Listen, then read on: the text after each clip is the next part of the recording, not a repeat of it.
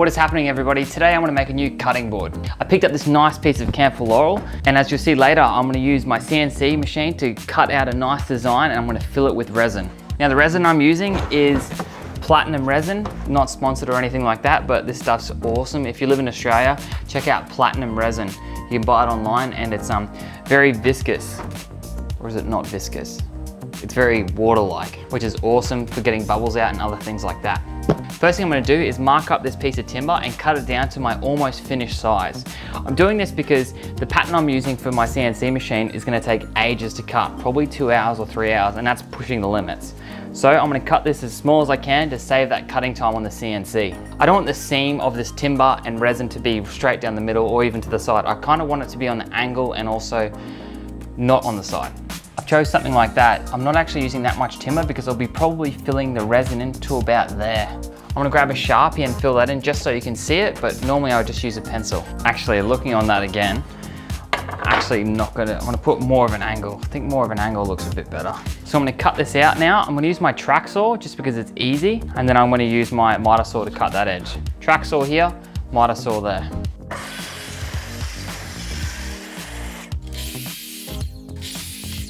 I'm going with the hexagon pattern, and I'm going to cut this out, and since I've cut it out as small as I can, it shouldn't take too long. Hopefully I can get the cut in within an hour, but we will see. So I'm going to jump on easel, chuck this on my CNC, and I'll show you how I'm going to do it. Just before I take it over there, I'm going to measure this so I can replicate its size approximately in easel. So on the computer, I'm going to make a rectangle of 230 millimeters wide and 520 millimeters long. The thickness of this piece is exactly 25 mil. So I want to put that in easel, and then I'm going to go from there. So for the size of my timber, I said it was 230 millimeters wide and 520 long. It's 25 mil thick, and I'm going to slide that to make sure it goes over the whole thing.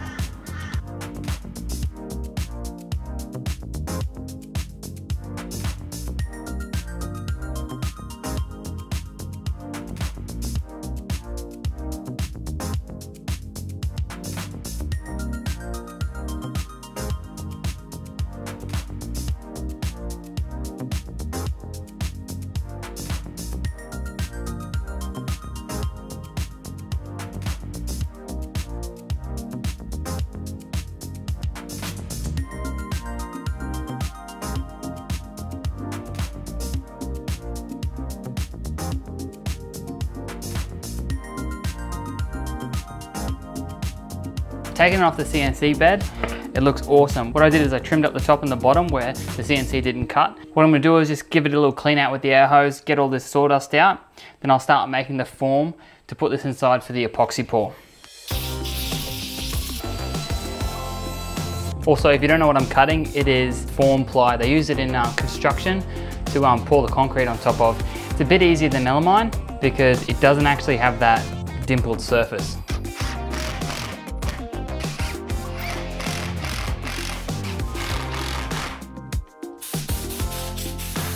All right, my box is together. I'm gonna get some silicone, and I'm gonna silicone up all these gaps just so the resin can't go through. And I wanna put the piece in.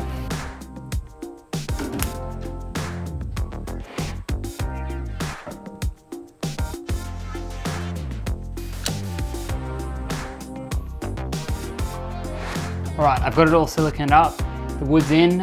I'm gonna grab a clamp, and I'm actually gonna clamp it, not the clamp directly to the wood, but I wanna put a little block in between. I'm gonna clamp this piece down, so when I pour the resin, this doesn't float. I've got two separate containers. I've got part A in both, and then I'll add part B to both. I can't put it all in one because there's not enough room for the 2:1 ratio. So I'm using iridescent green by Black Diamond. I haven't used it before, so I hope it turns out well. So before adding the part B, I'm gonna mix it into part A, just so I can get it nice and mixed before it starts curing.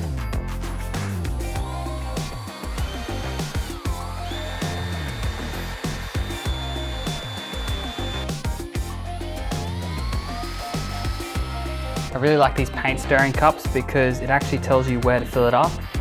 In 2:1 ratio, all I've got to do is fill it up to that 5 line, and that will be a perfect ratio.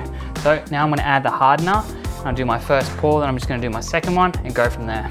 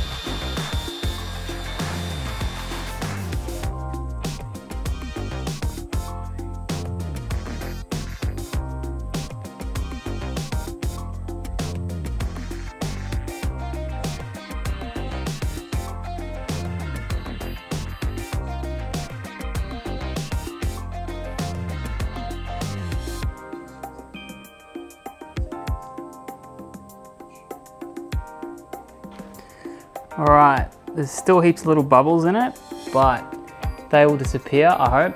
The bubbles are right on the top, so even if they do stay, when I flatten it, they should disappear. I'm gonna leave that for the night and see how it goes.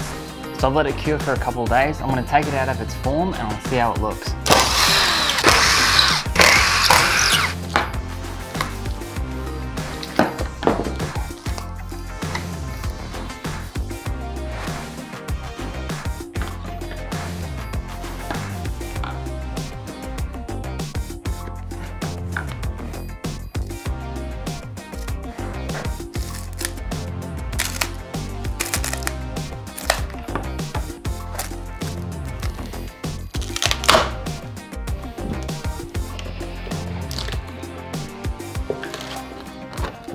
As you can tell, they came out really easy. So I'm gonna sit this in the CNC bed and I'm gonna do a flattening pass so I can flatten all the way down to get this nice and smooth. That will take away this piece of wood here and this will flatten out the whole top. Then I'll flip it upside down and flatten the bottom. That should give me 2 perfectly flat sides. Then I'll cut out my shape in the CNC and I'll see how it looks.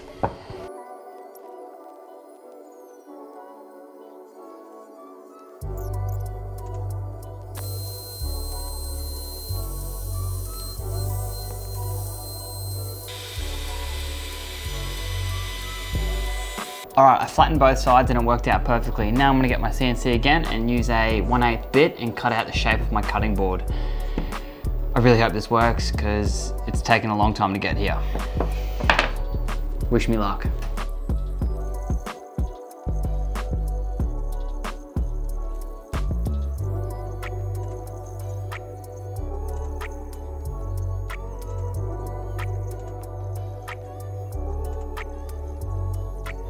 All right, let's see how I did.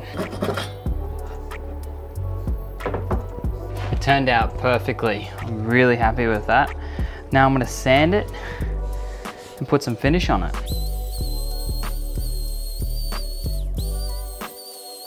All right, now I'm gonna give it a nice round over, spray it with some water to raise the grain, and I'm gonna sand it back down, and I'm gonna add some mineral oil to finish.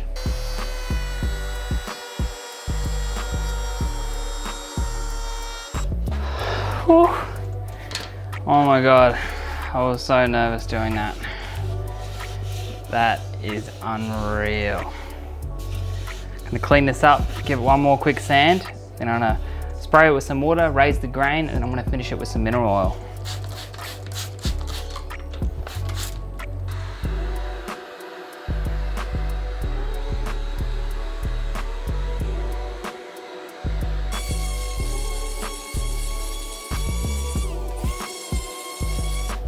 All right, I'm gonna use some mineral oil and a nice microfiber cloth to apply this.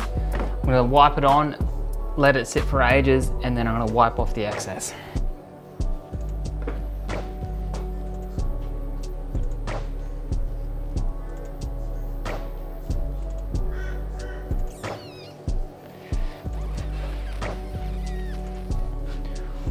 Oof.